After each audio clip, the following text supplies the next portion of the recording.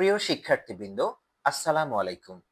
ইসলামের ইতিহাস ও সংস্কৃতি বিভাগের অনার্স প্রথম বর্ষের মুসলমানদের ইতিহাস 750 থেকে 1258 পর্যন্ত এই কোর্সটির গুরুত্বপূর্ণ একটি টপিক হচ্ছে রুসাপা কি।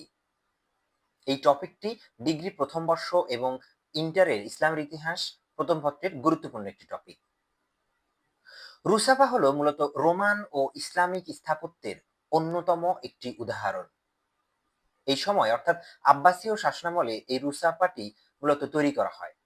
রুসাপা একটি প্রাচীন শহর বা দুর্গ।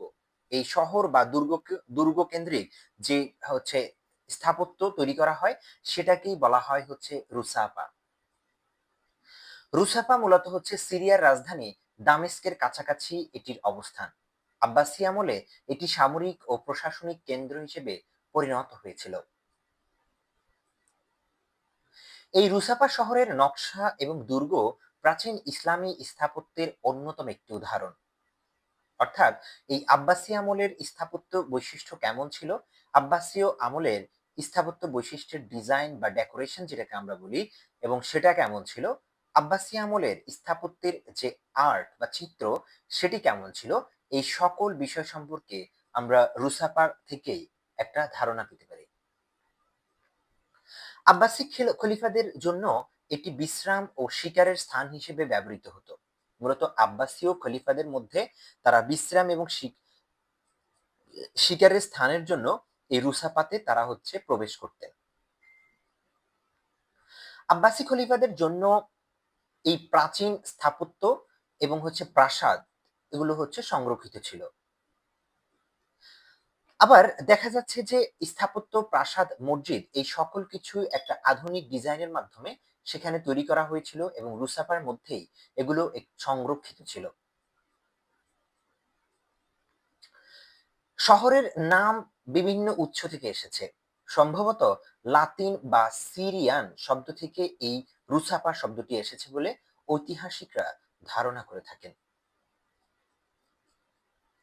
রুসাফার গুরুত্ব ছিল মূলত শহরের কেন্দ্রিক গুরুত্ব। খলিফার প্রশাসনিক যাত্রা ও সামরিক কৌশলে মূলত এই রুসাফার স্থাপত্যিক যে কাঠামো সেটি তৈরি করা হয়ে থাকে। রুসাফা শহরটির জল সরবরাহ ব্যবস্থা ও কৃষি ব্যবস্থাপনা ছিল অনেক উন্নত।